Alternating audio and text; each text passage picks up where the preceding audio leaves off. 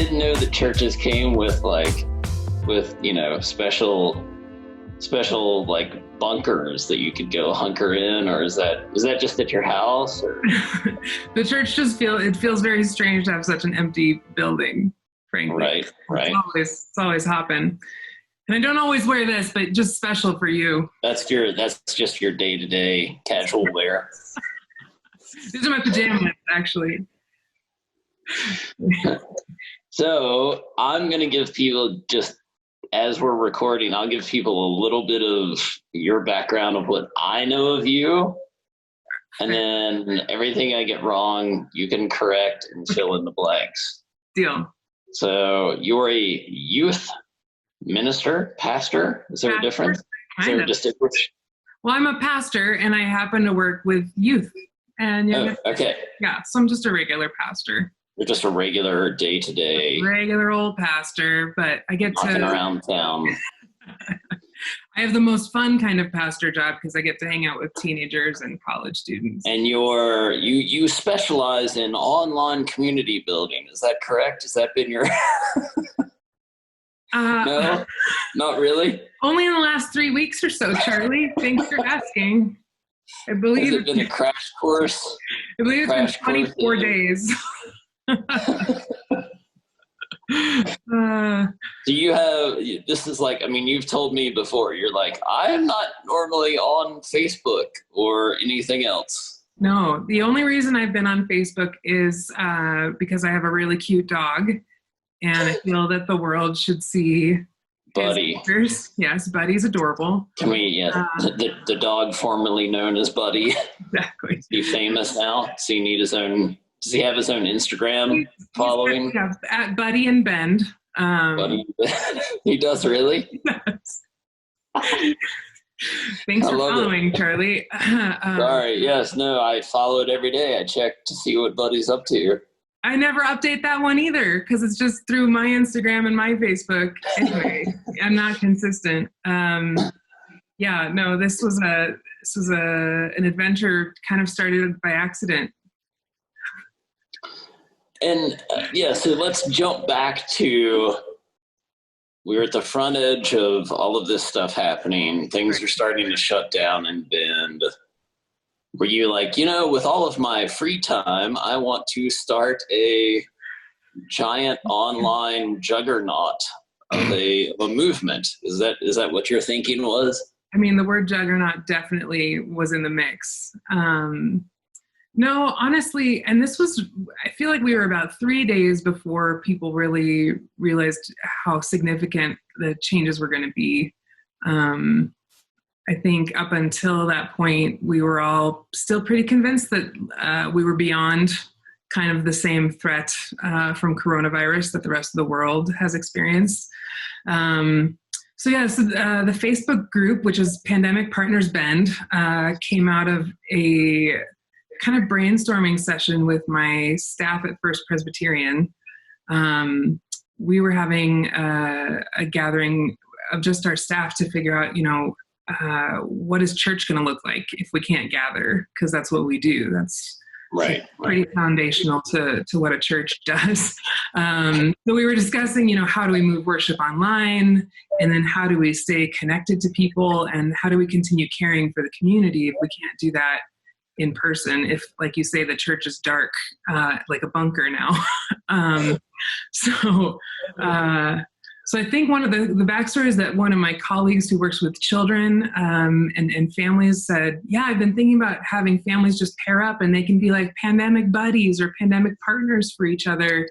And I was like, pandemic partners, we should let's try this Facebook group thing. And if people need help, they can ask there. And if they can help, they can offer there. And let's see what happens. But that's one way maybe we can all stay connected.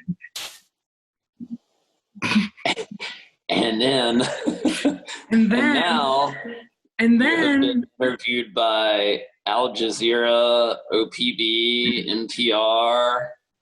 What other news organizations have you now been featured on? The Presbyterian News Agency? No, I don't know. Yeah. It's been kind of a wild ride. I mean, local TV has covered us, and kind of local newspaper sources, the Bulletin, the Source, but But you've been working with like the sheriff's department, and how many other organizations have you helped get off the ground? Yeah, I guess it's like a two-parter. I think part of the unintentional magic of why it took off the way it did. I mean, when I start new groups, and we have probably almost 20 other groups that are called pandemic partners, fill in the blank with a community or city name, and then another 10 to 15 that are using our resources and kind of using our premise but have a different name. And I think part of, like, we just hit the timing kind of right. People were, unfortunately panicking. I think we caught kind of the beginning of people realizing this was going to be an issue. And, to grow, I shared it with my friends in Bend, and I had another 2 friends do the same. And then in about 12 hours, we had 3,000 members in Pandemic Bend. Which is why kind of the buzz started generating so quickly. It was like, holy cow, this is really hitting a spot that we didn't know was going to be a spot. Yeah, and at this point, were you like hyperventilating, like breathing into a paper bag? A little bit.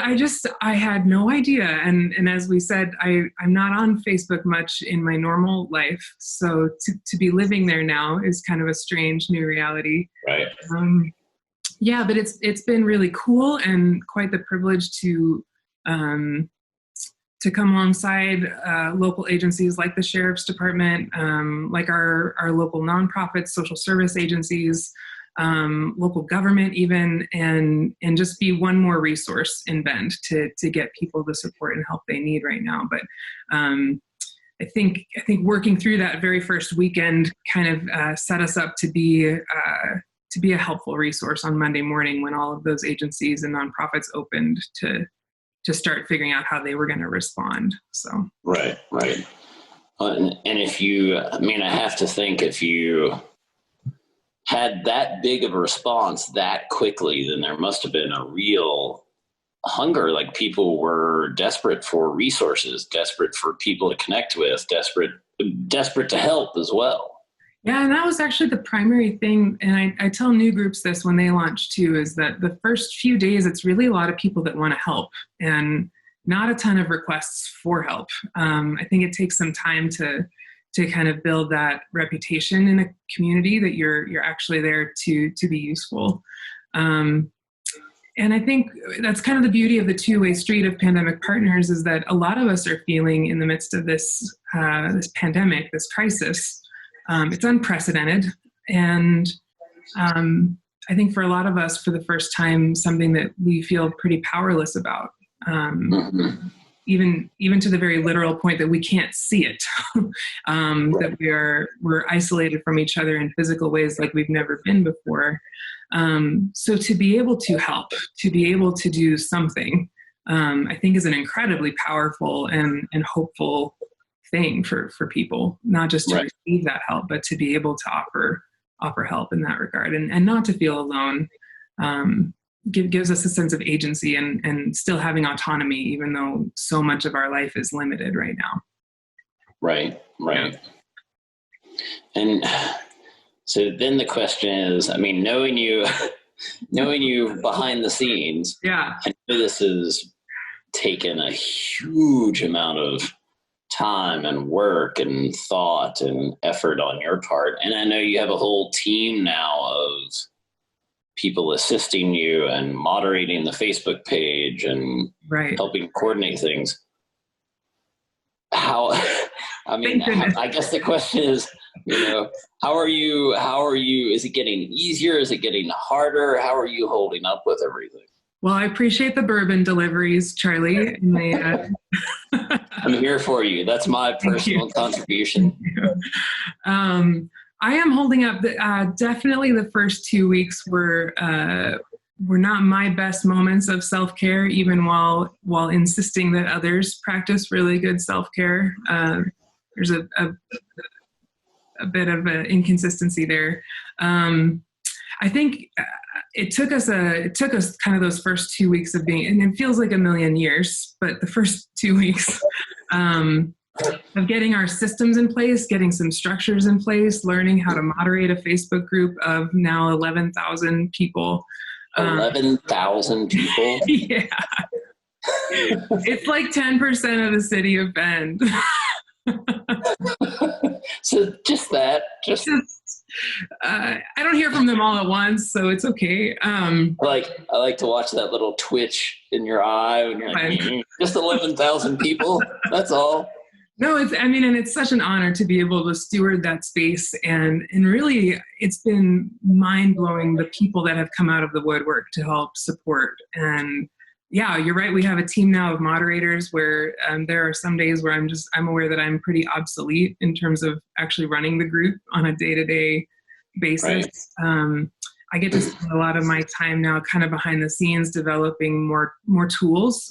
What we're doing is essentially giving away our process as it evolves so that other communities can get up and running quickly and not have the same runway of learning the hard way that we did in many regards.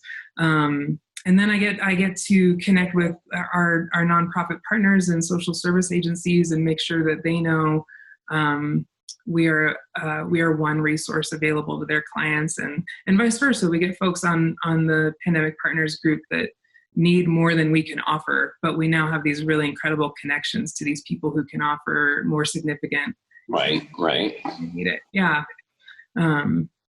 So I lost my train of thought, Charlie. That's okay. And probably your train of thought gets derailed pretty regularly right now. We're really working hard to make sure that our that this help and these resources in terms of volunteers and community support are available to everybody in the community. That's a really significant hurdle we've faced. Knowing that even the Facebook platform is a really privileged way to be able to ask for help. It means that you speak the language of the dominant culture. It means that you have access to the internet or a laptop or a smartphone. And so that's been a lot of the behind the scenes the last week and a half or so is we just launched a helpline. So that's a phone number now that people can call. I know. What is this thing you refer to called a telephone? It is that's digits, and but you can call and then be connected to some of our amazing volunteers behind the scenes. Wow, really? So yeah, you have an actual honest to God, like 800 helpline? We have a Google Voice number that's connected to my cell phone number, but forwards everything to voicemail essentially, and then Google Voice is really cool, and it'll transcribe voicemails into emails that then we can get out to people who can help. So wow, and you've got volunteers that man or that respond to those voicemails. Yeah, in theory, we have partners at a social service agency called Thrive, and they kind of take any calls that are beyond the capacity of a Pandemic Partners volunteer to help. We can't pay your rent. We can't file unemployment for you. You know, there's lots of things that are kind of beyond the scope of what Pandemic Partners can do. Our premise is that we're crowdsourcing kindness among neighbors. So if it's something that a neighbor can't help with, we refer folks over to Thrive. So they're handling those kinds of phone calls. And then behind the scenes, we actually have the incredible opportunity to partner with the city of Bend. So they've had employees that are working from home and want to help and have offered to receive those Pandemic Partners emails, and then they're trained to reach out to our volunteer database and kind of make those connections between the person who calls and the people that want to help. So, and just to be clear, all of this was put together. You started this, and all of this, you and your team. My team. I have an incredible team. Yeah. Have all put this together in 3 weeks. Correct. Yes. Yeah. So you've gone from, hey, maybe it would be nice if we did a Facebook group, to 11,000 people, 20 something other art organizations similar to yours around the world. Yeah. And a hotline all in 3 weeks. Yeah. And we have a constantly updated community resources document that now is populating other web pages. So the very beginning, one of the things we learned was that a lot of people's panic and a lot of the difficulty came just from not knowing where to access help or where resources could be found, or having to go to 12 different websites to figure out which food banks are open and where is food available. And so we, through some of those community partners, and now actually that document is fully owned by a different social service agency. But we were able to, in the first week or so, compile all of that information into one place, make sure that it was available in Spanish as well. And now we have that for the Tri-County area where we live in Central Oregon. So those documents are being constantly updated. If the food bank's hours change, for instance, that is communicated immediately to the person holding this document, and so it's updated through Google Docs. And if you have the link, you get the most updated version of that document at any given moment. And then it's been cool to watch like other agencies. We now have some prettier websites that are probably more user friendly than a Google Doc, but less immediately updatable. But we've helped them kind of populate their websites on a county level with the information that we gathered in that first week. So, jeez, go figure. Charlie, you thought I was slacking off the last couple of weeks. You certainly make me feel like I have done nothing with my time for the last several weeks. And I would say that's an accurate depiction compared to what you've been up to. I mean, there's just so many cool people coming out of the woodwork. We constantly joke that we're gonna have the best happy hour party ever.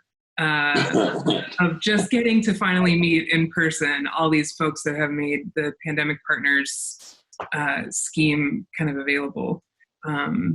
Even this week, we're launching another website this week, so that's anyway. Like another website for here or another organization? For here, it's called. It's a friend of mine, Anne Marie, who's been behind the scenes, has spearheaded this, and it's the first iteration. So we're still working on making sure it's accessible to our Spanish-speaking neighbors, but it'll be essentially a landing page called Pandemic Partners Pantry that allows people to see really, really clearly a calendar each week of where food is available. So instead of going to all those different food bank websites or asking the group on Facebook, we'll be able to send folks to Pandemic Partners Pantry, and they'll be able to see the Giving Plate is open from here to here, Shepherd's House is open from here to here. Right. Where and how you can access food resources. So we're just trying to resource the community, and somehow we've become a hub for that information. That's amazing, though. So, yeah. I mean, what I know of you, Morgan, this seems like basically what you have always wanted, the effect anyway, not necessarily this particular type of project, but having this kind of impact on the community. This is what you've always wanted to do. Yeah, I mean, I never would have guessed that it would look like this. You're right.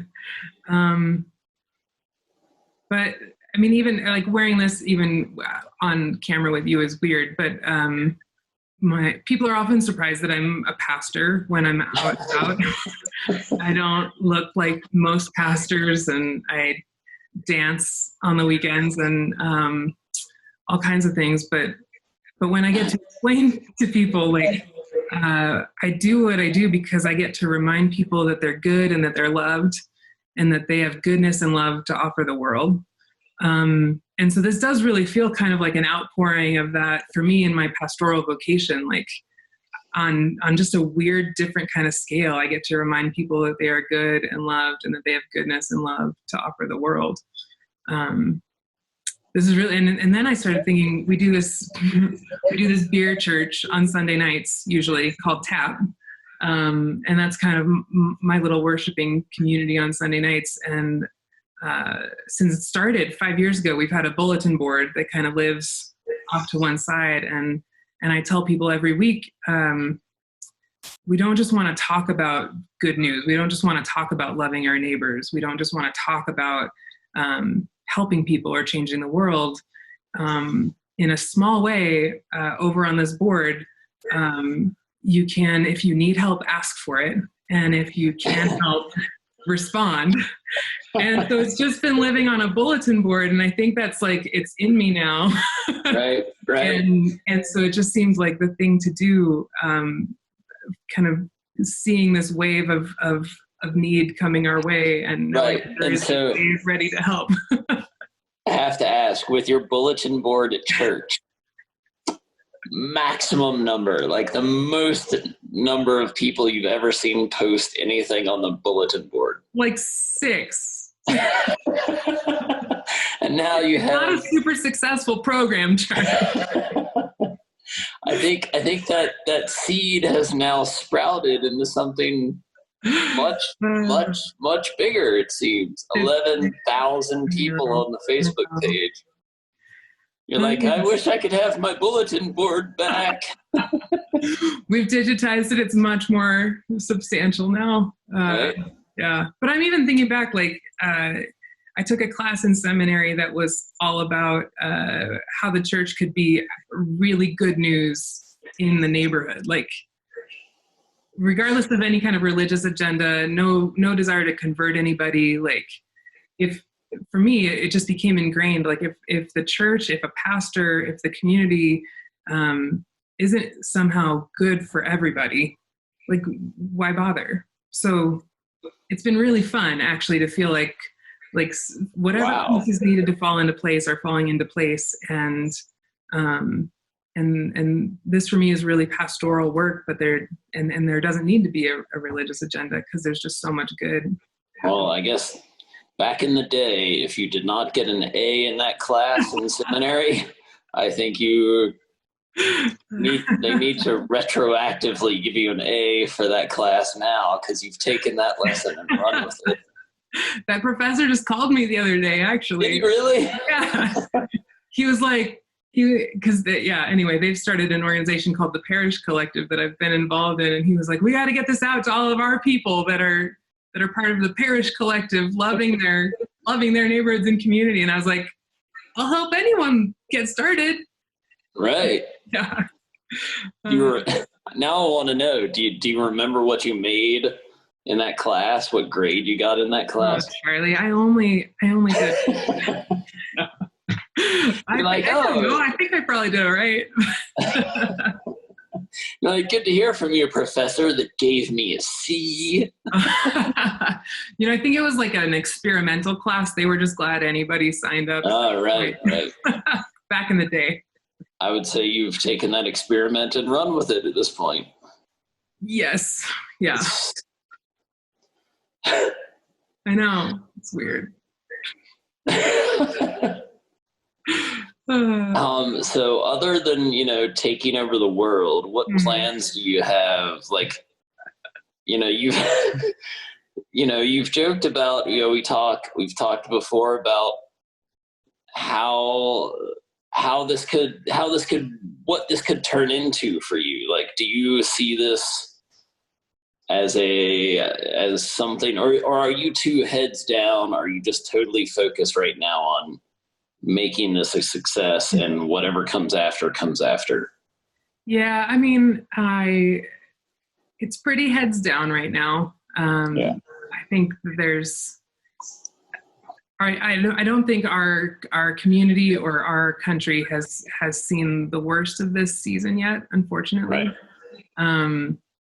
So our focus really just needs to be on resourcing folks, and especially now that we have a kind of the page established. I think most people who are pretty privileged in our town know about it, but to make sure that those resources are available to those on the fringes, those those who don't have easy access to resources, whether those are our undocumented brothers and sisters, or folks who live outside, or whatever the case may be. I think we still have a ways to go in terms of making sure that we're a resource for everybody and not just for people who look like you and me.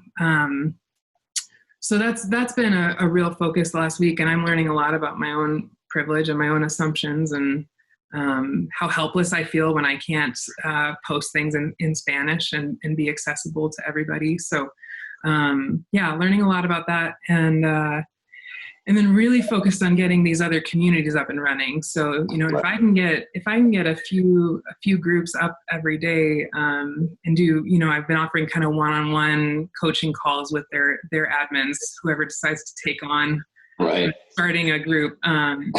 They have access to all of our tools and resources and materials, but then I kind of give them a little pep talk, I guess.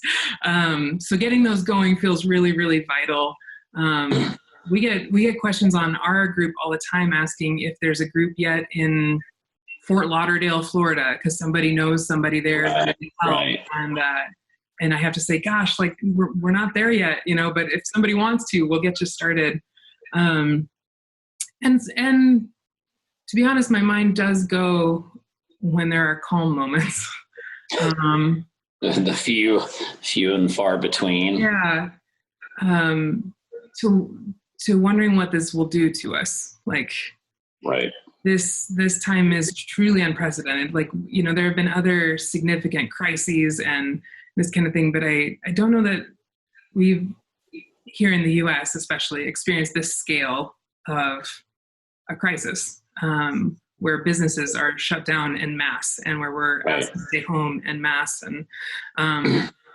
And all of a sudden, I think there's a lot of conversation to be had and a lot of action to be taken, as we are finding that in a very real way, the common good and the individual good aren't separate. And they never were. But I think a lot of us have lived in such a way for a long time, like those things are separate, or like they can be separated. And now all of a sudden it really, really matters whether my neighbor has healthcare. It really, really matters. It affects me on a physical health level, about whether our homeless friends have access to hand washing stations and shelter and medical care. So those things are pretty stark. And I feel like I'm so privileged to be able to see some of these firsthand stories of people connecting who never would have connected otherwise. And not physically. That's the weird thing, is that we're not connecting right. so much, but we are, like, we've had requests come in, like somebody who's living off the grid and camping in maybe an RV or a fifth wheel, desperately needing propane to stay warm. And somebody from what I know to be like the nice part of town, driving out to find them with a 5-gallon tank of propane. And I'm like, I don't think you two would have ever connected. I think those connections are gonna be really powerful. My hope is that this isn't just a blip where we remember when we all came together as a community, but that somehow this changes us on a foundational level to realize that, like, the well-being of my neighbor, even if they look different than me, even if they have a different language than I do, or they have different documents than I do, or a lack thereof, that everybody is in this together, and that the whole premise of Pandemic Partners is that we heal by remembering that we belong to each other, that that's how we get through this together. So I am really curious for the future, how this impacts us, how it impacts the way we vote, how it impacts public policy, how it impacts the way our nonprofits run, and the way our churches respond, and the way that that we maybe look at our literal neighbors. I think this will change. It has already changed me. So I'm really curious about that. And I don't know what that means for me in the future, but I have tapped into something that gets me really fired up. And Right. I don't regret the time and energy in doing this for a second, despite, some of the personal costs last few weeks. So yeah, we will see where it takes us, I guess. Well, and to go back to what you're talking about, the impact on our culture, on our society. Yeah. I was reading an article this morning that says that essentially this is going to have one of two impacts. It's either, and it's entirely up to us, and it's entirely up to the political leaders, that we're either going to see that connection, see how important our neighbors are, see how important the person down the street is, see how important their health, their well-being is to us, and act accordingly as a community, as a national community, right? And start to put in place mechanisms like healthcare or 1,000 other things, right, that could benefit everybody, or that will benefit everyone, or we're going to become more isolated, more insular. We're going to try to blame people that look different from us, speak differently from us, that the blame will be shifted from the illness and perhaps the poor federal response to it onto the other, onto people who are not like we are. Right.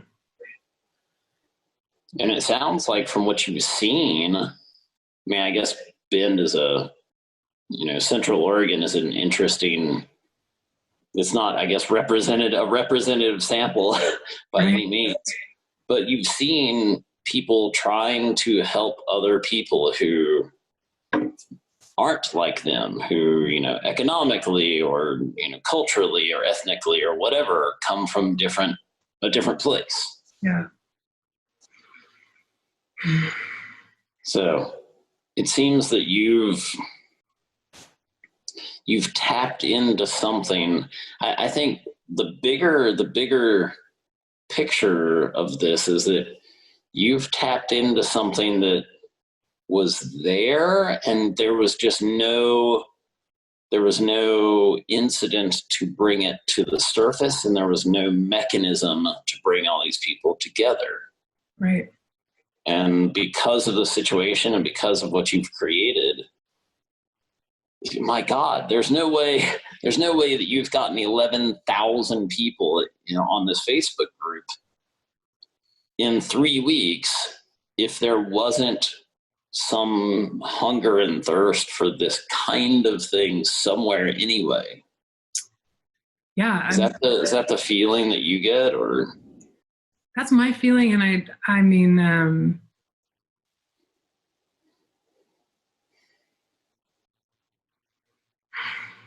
one of the first ways I talked about this with our team, kind of behind the scenes, is that this is just one way for us to express that love is actually greater than fear. That always, that's my bias.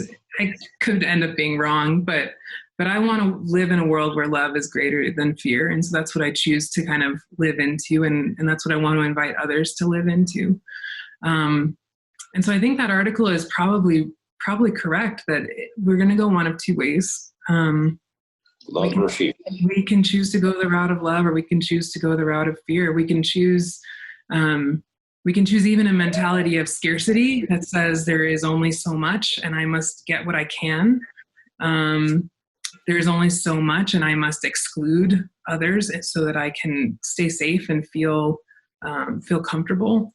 Or we can adopt a mentality of abundance and say, you know what, I have all that I need, and if I don't, then my people have me, my community has me. There's a mechanism in place, as you say, for help. I've even had that thought when I'm like, yeah, you're right. I don't have a stash of 3 months worth of toilet paper. I just don't. Right. I don't know. But I've had that thought, and then I've also been like, you know what? If I asked, people would come out of the woodwork to help, and that is what we keep seeing on the pages. Is not only that generosity and that sense that there is enough, and so there is enough to share. And not everybody has that, right? Like there are some people who just feel the need to protect and hunker down and kind of self-isolate in a different way than quarantine. They're quarantined. They've quarantined their care, so to speak. But the moments in the group where people give are indicative to me of the kind of world I want to live in. Right. And I can't control what happens next. I can't control how people are going to vote in November. I can't control how our local politics put policies into place. But I can control my openness to my neighbor. I can control my willingness to help and give. And I can attempt to kind of pass that along to the people that are near me, and kind of call us. I hope what I'm doing is calling us to be the community we've always dreamed of being. Like you're saying, this was always in us. Like I had somebody ask me, I'm just rambling now, but I had somebody ask me the other day, like, how is this a continuation of the tradition you're a part of in terms of this collar? And I was like, I've literally had people from the site or from the media say, how did you come up with this idea that neighbors could love their neighbors? You're like, I picked it up from somewhere else. It's not an original idea. Not an original idea. And I don't think even original to a Judeo-Christian background. I think there is something deep within our humanity. There's something in us that recognizes that we must be in this together, that we don't survive things alone, that we have to take care of our neighbor. And we're moving out of maybe more of a prehistoric tribalism mentality where it's just our people that we care about to a more global care for all humankind. Right. So if something comes out of this where we are able to see each other, no matter who we are, no matter what our background, no matter what we look like or what we have, if we're able to see people as worthy of dignity and respect, then I think that will change the fabric of our society. I certainly hope we move that direction. I certainly will, probably won't stop fighting for that reality for quite a while. Right. I'm hell bent on it at this point.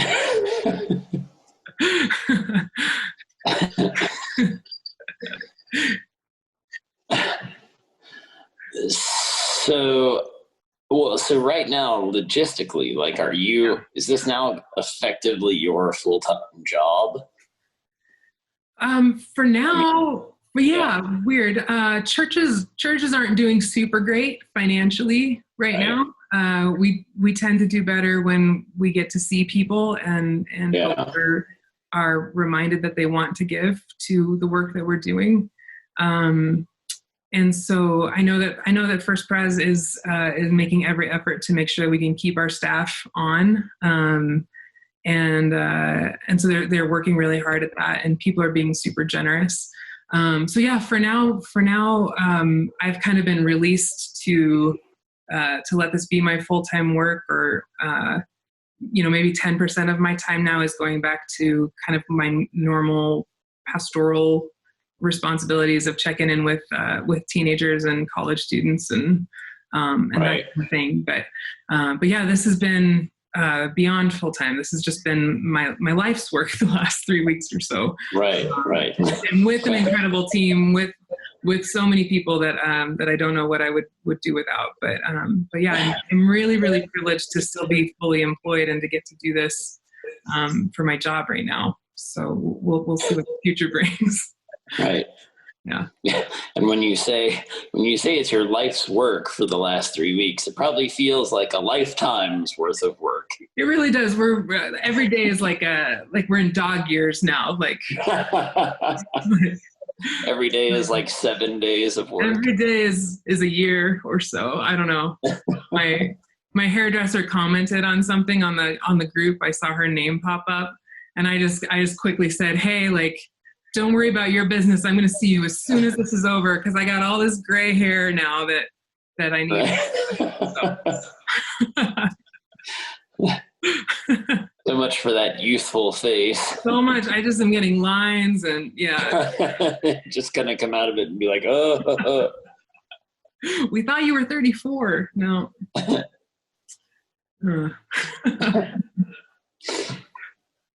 So, gosh, like, what do you see? I mean, you've already made so many big moves, or this has led you to so many big moves with helping other organizations get started, with getting the hotline. I guess it kind of reminds me of like the bat phone. Like it's red. Yeah, it's red. They're in the bunker, in your bat cave. How cool would it be if I just had like a red phone? That'd be awesome. And it sounds like you're helping other organizations, it sounds like several a week, try to come online. Yeah, we're working on it. I think if I can get like two a day is probably a good average for us right now, give or take. I'm willing to do more. It's just a matter of helping folks connect. Everybody is a little stressed and out of sorts these days. So I don't blame anybody for not wanting to take this on, but we do. I'm really proud of kind of the resources and the system that we have on offer. Essentially at this point, we call it our launch kit. It's available on our website. I'm really bad at self-promotion. And I'll make sure too that we get all of the ways to, I'll make sure to put your personal phone number. It's free. Online. Give them my phone number. It's fine. Yeah, no, I really am just so available, probably too available to get these groups up and running.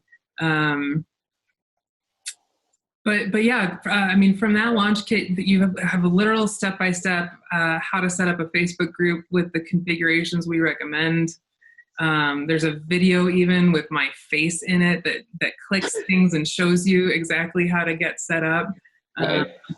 And then the coolest tool in there is our moderator guide, because behind the scenes, our moderators, all the moderators of all these pages are working so hard to just to really make sure that we can fulfill our purpose of crowdsourcing kindness so that neighbors can help neighbors. And behind the scenes, that's a lot of work of kind of redirecting posts and helping folks find what they need that is not maybe appropriate for our group. Well, I would imagine that the variety of things that probably have come your way to be posted on there, like if it was all put on the main page, it would just be, you wouldn't be able to find anything ever. Yeah. So we've got some really, they might seem like kind of strict systems in place, but the more we're able to structure what gets through and then how we file it, which I won't bore you with, but there's a way to tag things with topics, so that we're able to follow up on help requests and make sure that people get the help they need. People can click on success stories and just read all of the things that have been fulfilled by the community so far. Oh, that's cool. So there's like a successes tab or a label. Yeah.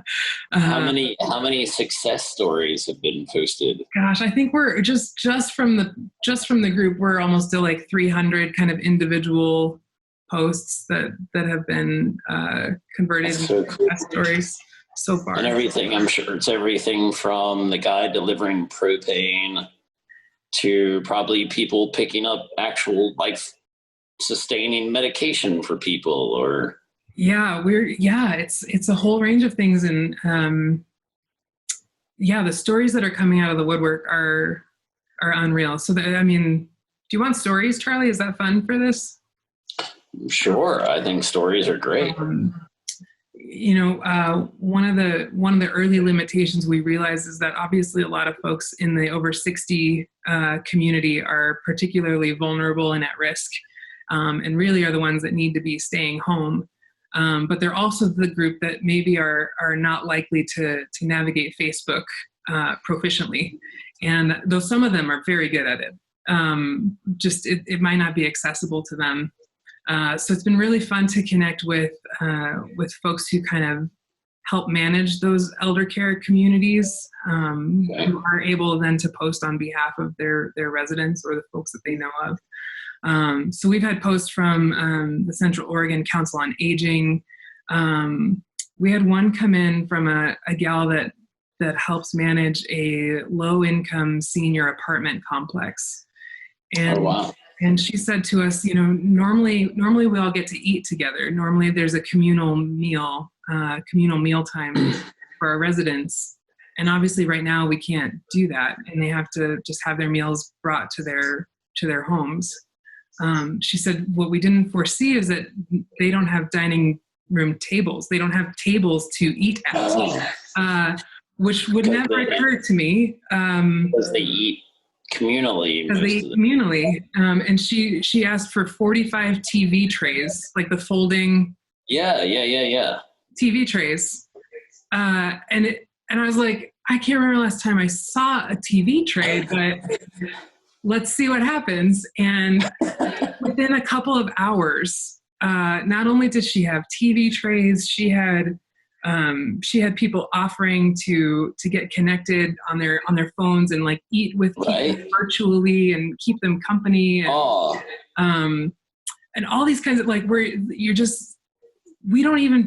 can't even begin to know what our neighbors need is what I'm learning. Like I can't even wrap my mind around what would make someone's world a better place. TV trays never occurred to me in a million years. But there's so much power in being able to ask in a place that's judgment-free, and just have a community be like, we have no questions. Let's just find you TV trays. There's no vetting process. It's just taking people at their word that what they need is what they need. And we've had other things. Obviously, right now, for a lot of young people, kiddos and teenagers, it's super isolating, and I think I forgot how big a deal birthdays are when you maybe can't celebrate a birthday with your friends. And so we've had a couple of requests come through from, you know, maybe lower income folks who just say, man, we don't even know where to begin to try and celebrate our 11-year-old. Right. Yeah. And so people are like, I'll help you set up a Zoom party. We'll get them all connected. We had one girl, her mom said that she loves to collect rocks. It's like her jam. And the community said, for your birthday, we're going to paint a bunch of rocks, like all these random people painting, like decorating rocks. And then they place them at different times with all the social distancing procedures in place along a walking trail near this girl's home. What? So that this 11-year-old could walk along and go on a scavenger hunt to find these rocks that her community had painted for her. And I'm just sitting in front of my computer just weeping at how over the top, like that's not even about basic survival, right? That's about human dignity too. Like, this is not just a bare minimum experiment of kindness that we're a part of now. It's like this extravagant, lavish, generous kindness. Right. Another woman posted that, she herself has some financial limitations, and she was supposed to go visit her sister across the country who's also financially strapped, like a lot of people are. Her sister's expecting a child, and so her sister here was going to take her gift to her was a breast pump. She was going to take it with her when she went to visit her sister. and she said, I can't visit anymore, obviously, and I can't afford the shipping. Would somebody be willing, I've got it boxed up, would somebody be willing just to pick this up and mail it for me? And the woman who responded, not only, of course, took care of the shipping, but she later says to this woman, I included a care package for your sister from my business. And isn't it ironic that I used to be a lactation specialist, and I'm just so happy to be able to do this for her. And I'm like, it's above and beyond. It's not just mailing a package. It's not just dropping off groceries. It's not just, it's so much more than that. It's a human connection thing that is just like every day blowing my mind. The thing that strikes me that you unintentionally stumbled onto was it's not like you said, I have the solution to this problem and here it is and I'm going to do it this way. You were just like, let's, what do you find out what people need and then ask to see if anyone can help. And people then come up with things that you wouldn't, like TV trays, things you would never have thought would be important or necessary or needed or helpful. Yeah. And someone says, hey, this is the thing we need. And you're like, okay, sure. And some other person in that community steps forward and solves the problem. Yep. We say that behind the scenes, we say that as moderators. We're like a kind of a strange post will come through and we'll be like, let's put it through and just see what they do with it. Like, right. Cause a lot of times they know better. And it's such a privilege just to be able to provide that connecting point. Right. Our main food bank here in town has done an incredible job of scaling quickly to meet the ever increasing demands that are being placed on them. And I had the opportunity to have a conversation with their executive director kind of in the first week when they were just like just starting to see how much the world is going to change, just starting to see how much need is going to be coming their way. And she said to me, really what I could use help thinking through is how we take in food donations now, because we can't have people coming to the distribution site. We don't want a bunch of people congregating. We kind of think this kind of having drop sites around town will probably work with trailers. But I just, if you had somebody that could help think that through or help make that happen, getting those drop sites full, getting that food transported to the warehouse, getting it sorted and unpacked, then we could package it and get it out to people. But that side of things is just a lot for her to think through. And a friend connected me to a friend who said, normally my business is helping people relocate to Bend. I have trucks and a team, and we know how to move things.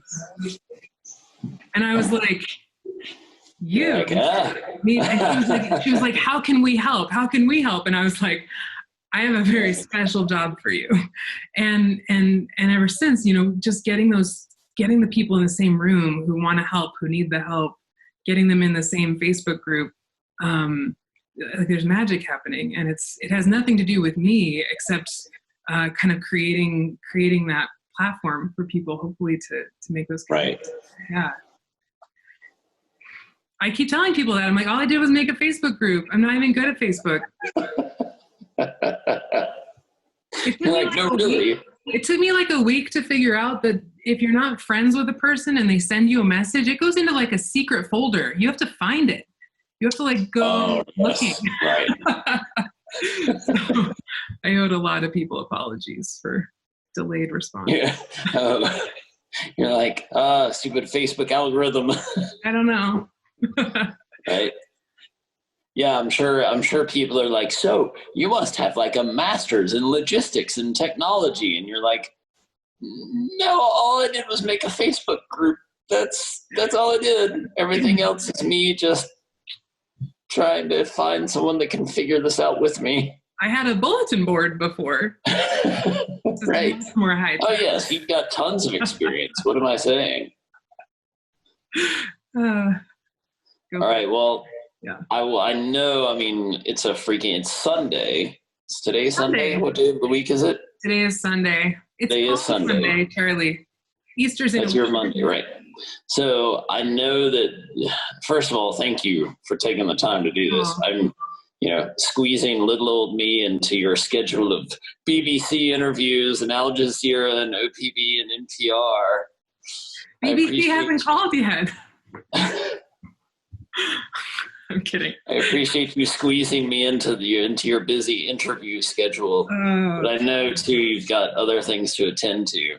But before we wrap up,